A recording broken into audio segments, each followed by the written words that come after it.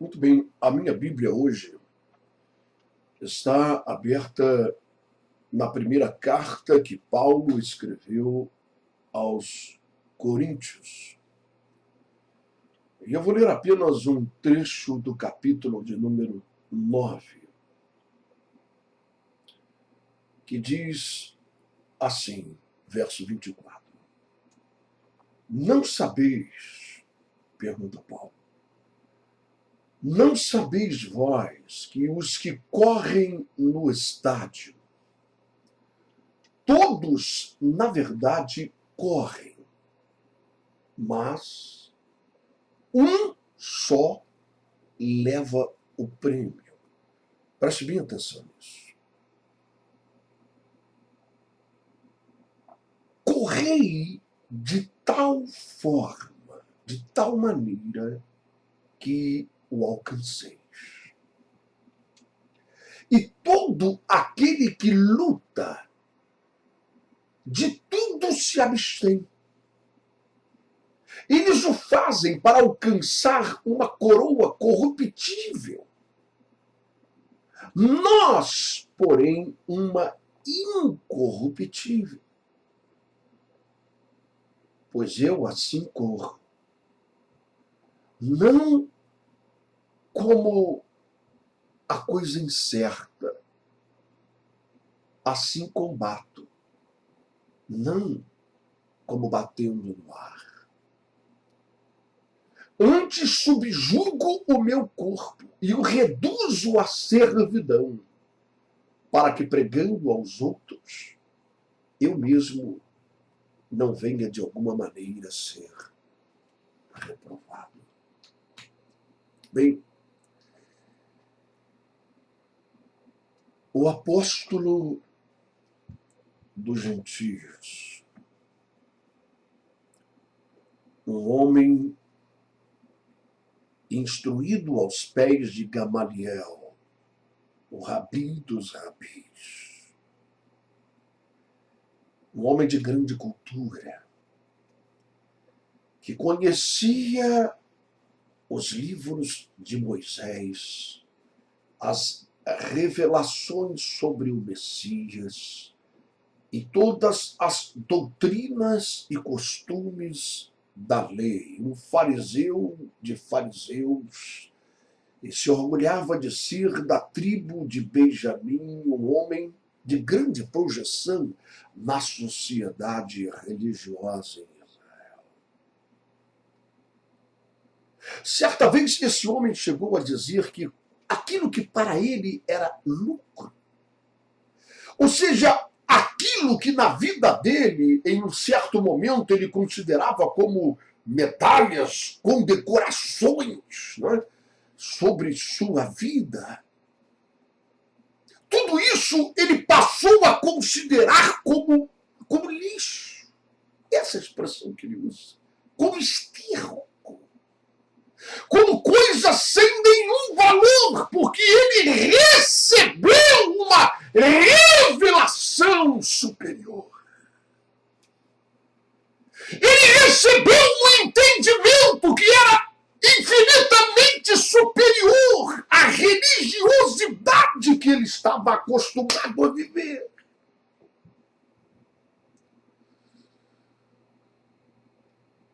E ele disse que tudo aquilo era lixo. Era coisa sem nenhum valor. Depois que a sua mente e os seus olhos se abriram para ter uma compreensão verdadeira do que nos aguarda. E aí eu me lembro daquele homem chamado Nicodemos, lembra dele? Aquele que, de maneira oculta e camuflada, foi procurar o mestre na calada da noite, naquele jardim que ficava bem ali em frente a Jerusalém. E ele foi até lá. O mestre se acampava sempre ali. E ele chegou e disse: olha, mestre, eu bem sei que tu és de Deus. está havendo uma briga, uma contenda, uma discussão no Sinédrio a teu respeito. E Caifás, ele está nervoso, ele diz que tu não pode ser o Messias, e outros acompanham o raciocínio dele. Alguns chegam até a dizer que tu é usado pelo diabo, é um espírito de engano. Enfim, existe uma contenda, uma discussão teológica. Porém, eu faço parte do grupo que acredita em ti. E eu bem sei que tu és de Deus, porque ninguém pode fazer os milagres que tu fazes se Deus não estiver com ele. Meu irmão, esse encontro de Nicodemos com Jesus ali naquele jardim, ele me impressiona demais. Porque ele traz à tona uma característica do Senhor Jesus, que é tão importante. Quando aquele homem começa a bajular, afinal, ele era uma figura importante dentro do Sinédrio. Ele poderia abrir portas para o mestre em Jerusalém. A compreensão e o entendimento daqueles homens religiosos acerca dos projetos de Deus e que ele, de fato, era o Filho de Deus, o Messias, o prometido, o filho de Davi. Mas ao invés de começar a travar uma discussão religiosa com aquele mestre da lei chamado Nicodemos, ele disse: Nicodemos, deixa eu te falar uma coisa, Nicodemos. Você está indo para o inferno. Nicodemos arregalou os olhos. Ele foi tão bem intencionado, o mestre da lei com suas longas barbas, o seu olhar severo, não é verdade? E aquele conhecedor profundo dos escritos de Moisés e aquela coisa toda, não? Era um homem acostumado a reflexões profundas. E, de repente, ele chega ali bem intencionado para travar uma discussão teológica, para que Jesus abrisse a Bíblia e mostrasse para ele as revelações que foram dadas a Moisés e aos profetas antigos, e abrisse o seu entendimento. Ele diz a ele: você está indo para o inferno, Nicodemos. E você está indo para o inferno com Bíblia e tudo debaixo do braço. E você está indo para o inferno ensinando as Escrituras Sagradas. Considerado pelas pessoas um mestre das Escrituras Sagradas. E você está indo para o inferno. Nicodemos, eu quero dizer uma coisa, eu quero abrir a tua compreensão. Eu quero abrir os teus olhos, eu quero que você enxergue a verdade. Eu quero que você compreenda que todas estas coisas que você tem dado tanto valor não passa de lixo, não passa de esterco. Eu quero abrir a tua mente para que você veja aquilo que realmente é eterno, aquilo que tem valor real. Necessário é para você nascer de novo. E ele disse: mestre, como assim nascer de novo? Acaso eu, que já sou um homem velho, eu posso entrar no ventre da minha mãe para nascer novamente? Eu vim aqui bem intencionado conversar com o Senhor, e o Senhor me diz uma barbaridade dessa, um absurdo. Como é que eu posso nascer novamente? Nicodemos, o que é nascido da carne é carne. Você não está entendendo, não é esse tipo de nascimento. O que é nascido do Espírito é espiritual. Não se admires.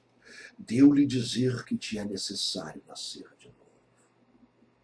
E nesse momento ali, o vento começa a soprar naquele jardim sobre as folhas daquelas árvores, daquelas oliveiras. E Jesus diz para Nicodemos: está vendo? Da onde vem esse vento? Para onde ele vai? Nicodemos, o que é nascido de novo é assim. O vento sopra aonde ele quer, e você não sabe de onde ele veio e nem para onde ele vai. Contudo, você ao nascer de novo, ouvirá a sua voz. Esse vento é a direção do Espírito Santo de Deus. E você ouvirá a sua voz, e você entenderá a sua direção.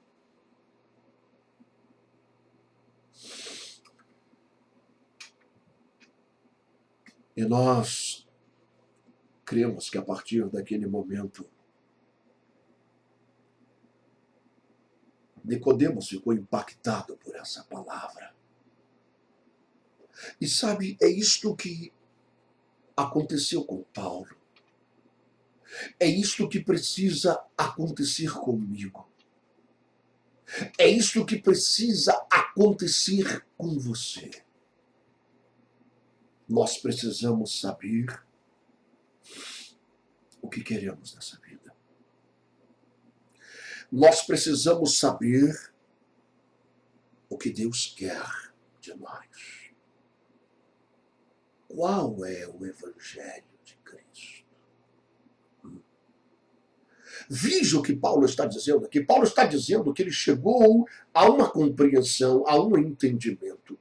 E ele disse assim, que ele esmurrava o seu próprio corpo para que o seu corpo, a sua carne e os seus desejos se sujeitassem, se submetessem ao seu espírito, nessa guerra que é travada dentro de nós. E Paulo diz, ele faz uma comparação, ele diz, irmãos, preste atenção, aqui nesse mundo, aqui nessa terra, observe a atitude das pessoas. Sabe, eu estava vendo uma reportagem um dia desses sobre aquela luta do MMA, o UFC, e eu estava vendo a reportagem que os lutadores, para que eles possam bater o peso correto da categoria em que eles lutam, às vezes chegam a perder 15 quilos em apenas uma semana. Porque eles levam a sério aquilo ali. E é disso que Paulo está falando. Observem esses homens que correm no estádio. Observem essas pessoas que competem em alguma luta, ou qualquer competição que seja. Eles se esforçam porque muitos são aqueles que competem, muitos são aqueles que correm, mas somente um receberá a coroa, somente um receberá a vitória. E para que eles possam receber essa coroa, para que eles possam receber esse prêmio, essa vitória, eles terão que se dedicar ao máximo. Eles terão que se empenhar ao máximo, eles terão que fazer melhor do que os outros. E Paulo então alerta, correi de tal forma que vocês sejam vencedores. Isso nos mostra e nos abre uma cortina para que possamos enxergar uma realidade bem simples. Tem muita gente correndo por aí que não vai receber nada. Yeah. Sabe por quê, meu irmão, minha irmã? Vamos ser honestos aqui. Porque eu não quero perder o meu tempo e nem você o seu. Não é? A verdade é que existem muitos evangelhos. Você já notou isso? A verdade é que existem muitas igrejas espalhadas por aí. E cada vez se abrem mais. Não é? Mas a grande maioria, nem todas, é claro, mas a grande maioria não foram abertas porque o vento do Espírito soprou. Porque o Espírito Santo trouxe uma revelação. Porque o Espírito Santo fez um chamado. Porque o Espírito Santo deu uma ordem. Não. A grande maioria foi aberta. E estão sendo abertas e ainda se abrirão. E ninguém poderá deter esse processo.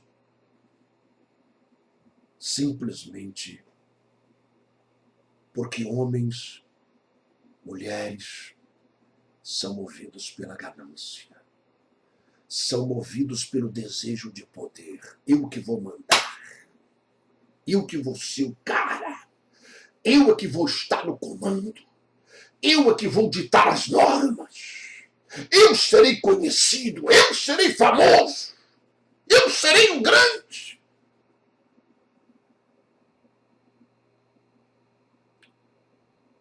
Hoje nós corremos o risco das igrejas estarem por aí abertas, cheias de cadeiras vazias, porque todos os membros vão abrir suas próprias igrejas. Basta receber um dom espiritual que ele manda fazer uma placa na esquina e abre uma igreja. Não há nada mais fácil do que se abrir uma igreja. Basta você ter um pingo de dinheiro, fazer um estatuto, alugar um galpãozinho qualquer, uma sala, comprar umas cadeiras, um púlpito, e está aberta a tua igreja. Em cada uma delas, o evangelho é pregado de uma forma diferente, porque cada um quer ter a sua própria razão. Cada um quer ser o dono da verdade. E assim, nós temos muita gente correndo. Não. Mas um só receberá a coroa da vitória.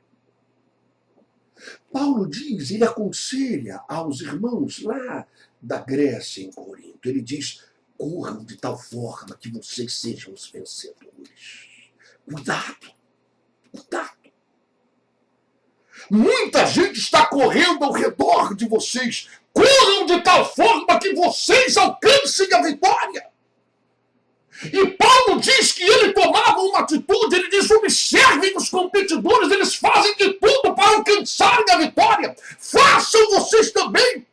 Discernam a palavra de Deus, compreendam o desejo de Deus, compreendam a direção de Deus, discernam o que é um caminho estreito, o que é uma porta apertada, discernam o verdadeiro evangelho de Cristo e viva isso, para que vocês recebam a vitória. Quando nós abrimos essa palavra, ficamos surpresos, escandalizados em ver quantos evangelhos diferentes existem por aí, extraídos dessa mesma palavra. Quando eu vejo aquilo que Jesus ele afirma, quando ele diz, aquele que quiser vir após mim,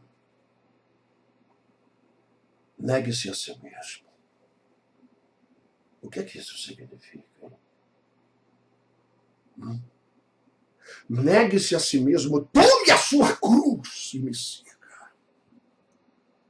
Aquele que achar a sua vida neste mundo, nesse sistema, nesse governo, aquele que se encaixar, que se moldar aos costumes desse mundo, aquele que ganhar a sua vida para esse mundo, a perderá para sempre. Mas aquele que perder a sua vida para esse mundo, este tal a ganhou eternamente. Aquele que amar mais o pai, a mãe, a mulher, os filhos, ou a própria vida mais do que a mim, ele não é apto para entrar no reino dos céus. Ele não é digno de mim. O que é que significam essas coisas? Sabe, eu preciso conhecer a verdade.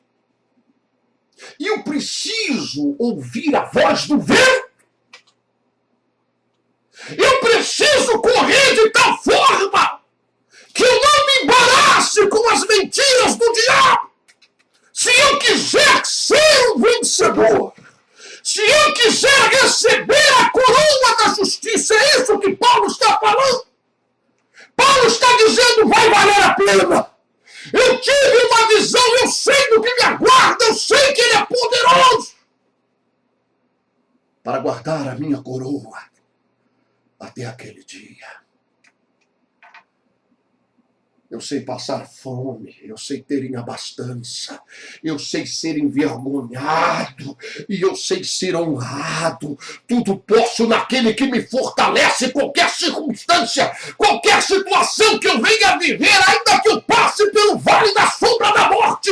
Eu não vivo o evangelho do ganho, o evangelho da conquista, o evangelho da sombra e da água fresca.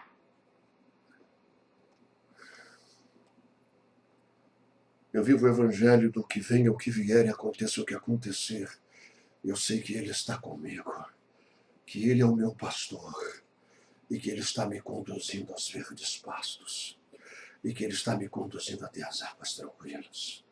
Há um prêmio maior, há uma coroa da justiça. Sabe, quando eu vejo João na ilha de Patmos, você já parou para pensar nisso? Que coisa, irmão. O último apóstolo de Cristo vivo, João. Sabe, aquele que estava lá aos pés da cruz, que foi até o fim ali junto com ele. Não é?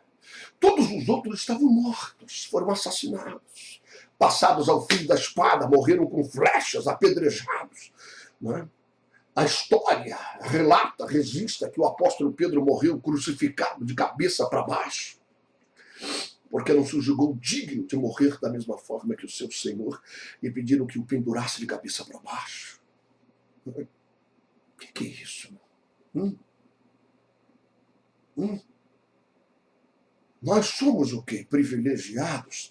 Nós vivemos o evangelho da Coca-Cola, do sombra, da água fresca, do conforto, da conquista, da riqueza, da prosperidade, de sermos o empresário mais bem-sucedido da paróquia, enquanto esses homens sofreram, passaram por perseguições, por tribulações terríveis. Que evangelho é esse que nós estamos vivendo em nossos dias? A cata de versículos bíblicos para dar base e alicerce a uma carnalidade.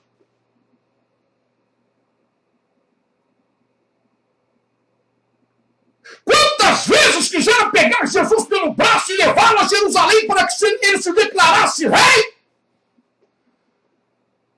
E ele dizia, solta o meu braço, meu reino não é aqui. Abra o entendimento de vocês!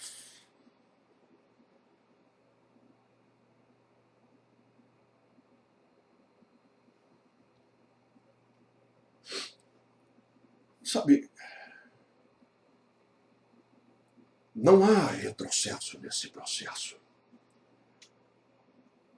E eu não prego com a inocência de pensar que esta mensagem provocará um retrocesso e as pessoas todas irão abrir os seus olhos e abraçarem-se à verdade e vão começar a compreender o que Paulo disse acerca do outro evangelho, que muitas pessoas entre os Gálatas estavam partindo para ele.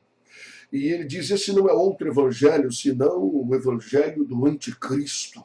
É a mutilação da palavra.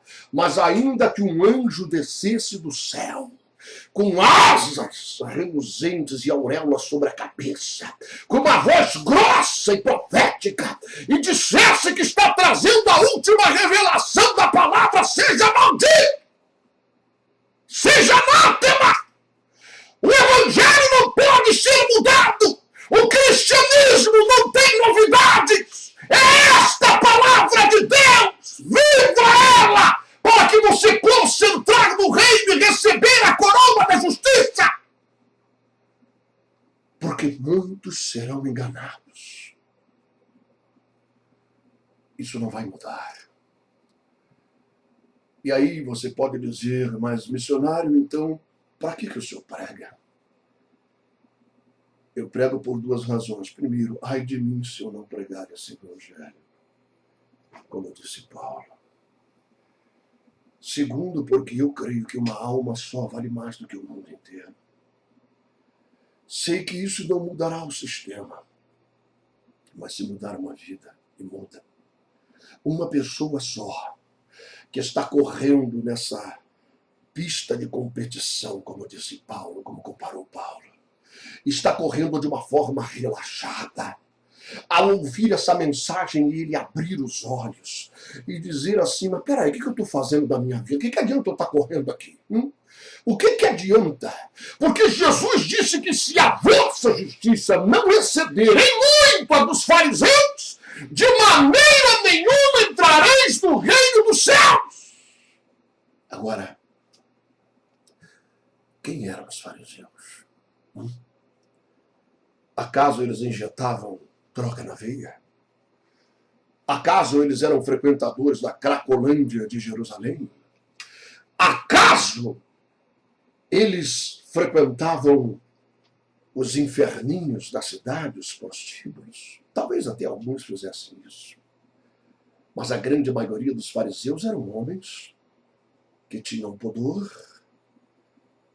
Eles eram dizimistas fiéis, ofertantes, levavam o sacrifício, trajavam-se de uma forma rigorosa e religiosa, faziam longas orações na praça, estudavam a Bíblia Sagrada. E eram homens que procuravam se desviar do mal e observar as leis de Deus. São esses homens. Jesus não está falando de macumbeiros, de gente que haria despacho numa encruzilhada, de gente que serve o capeta. Veja quem são os fariseus. E Jesus disse, se a vossa justiça não excederem muito a desses homens, de maneira nenhuma, vocês não vão entrar. Você deve se lembrar de um dos frequentadores das sinagogas. Não é?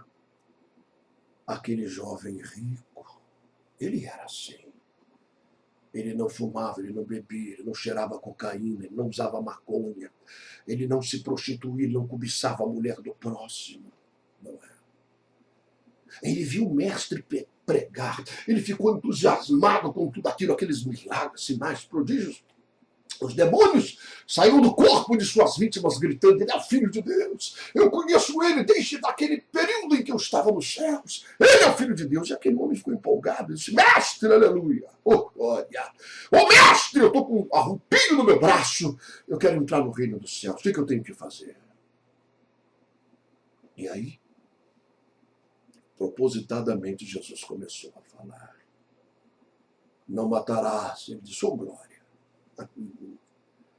Não cobiçarás a mulher do teu próximo. Oh, aleluia! Glória a Deus. Não mentirás, não isso, não aquilo. Começou a citar as leis, né? E você conhece tão bem os 10 mandamentos. E todos aqueles preceitos e conceitos dados a Moisés no Monte Sinai. E aquele rapaz era um fariseu. Ele era um observador da lei. E quando Jesus citou todos esses mandamentos e essas ordenanças, aquele rapaz se empolgou e disse, aleluia, glória a Deus. Eu tenho feito tudo isso desde a minha mocidade. Minha mãe me levou para a sinagoga, ali eu tenho aprendido ali, os mestres da sinagoga, os rabis, eles têm me ensinado, me doutrinado, eu tenho caminhado nessa doutrina, eu tenho corrido nessa competição. E Jesus olhou para ele e disse, rapaz, sim, mestre, você realmente quer entrar no céu? Ué, mestre, mas não é isso aqui. O senhor não acabou de falar, eu estou fazendo tudo isso. Você realmente quer entrar? Quer ser perfeito, disse Jesus. Se ele perguntou se ele queria ser feito, é sinal de que ele vivia uma imperfeição. É sinal de que ele vivia uma revelação mutilada. Ele disse, você quer ser perfeito? Porque não há nada errado no que ele fazia. Não há erro em você não usar droga, isso é uma coisa muito boa. Não prostituir, isso é uma coisa excelente. Não é? E fazer tudo aquilo que aquele jovem evitava de fazer, isso é muito bom, é uma justiça. Jesus está dizendo isso, não é um erro, não é pecado, é uma justiça. Mas se a vossa justiça não exceder em muito quanto a dos fariseus, de maneira alguma. Observe esse detalhe. Não há meios. De maneira alguma. Pode chorar, pode se descabelar, pode tirar a roupa e pisar em cima, pode ranger os dentes. De maneira alguma entrareis no reino dos céus.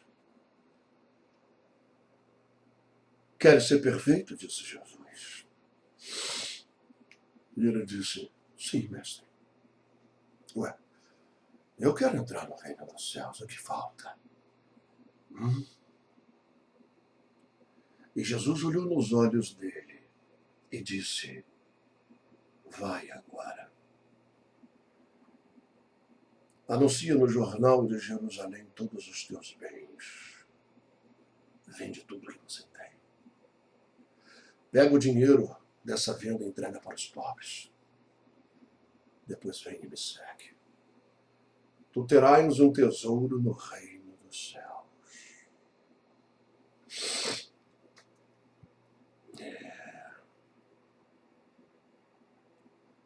Complicado, não é, irmão? Irmã. É complicado. Que evangelho é esse? Eu fico pensando, a gente tem uma coisinha qualquer, né? Acredito que a maioria de nós não é rico, nem abastado. Acredito que a maioria das pessoas que me ouvem, tanto no rádio como pela internet, através dessas imagens, luta com dificuldade na vida. Você tem a sua casinha, o seu AP, você tem o seu carrinho aí, não é? Que você comprou em 60 prestações. E você luta com dificuldade para adquirir as suas coisas.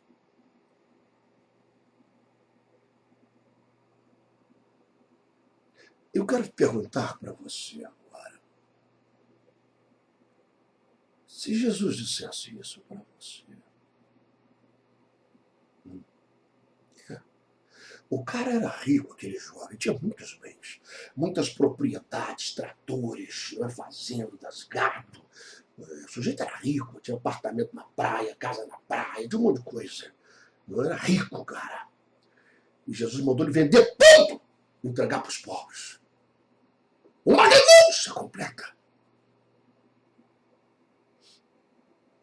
A gente tem pouquinha coisa, né?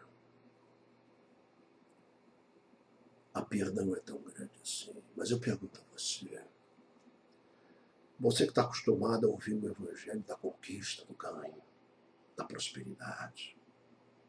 Missionário, isso é contra sermos abençoados? Não. Eu sou um homem abençoado. E quanto mais Deus me der, mais eu agradeço. Mas o meu coração não está nessas coisas. Porque eu sei que a minha casa, o meu carro, tudo que eu tenho, todos os meus bens, a minha roupa, tudo que eu tenho, vai passar para os outros. Que a única coisa que eu levo na minha morte são as obras que eu faço para Deus. Se o mestre chegasse para você e dissesse, vende o que você tem, entrega aos pobres e me siga.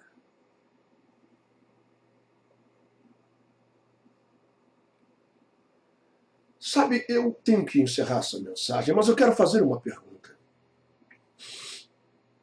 Quando a Bíblia Sagrada afirma que o caminho estreito e apertado são poucos que andam nele, quantos você acha que são esses povos? E quando a palavra de Deus diz que o caminho largo, espaçoso, o caminho da bagunça, que cada um faz o que quer, pega a Bíblia e lê, e procura versículos e forma a sua própria... Esse caminho da bagunça, da balbúrdia, não é? Do evangelho fácil. Muitos andam por ele. Quantos são?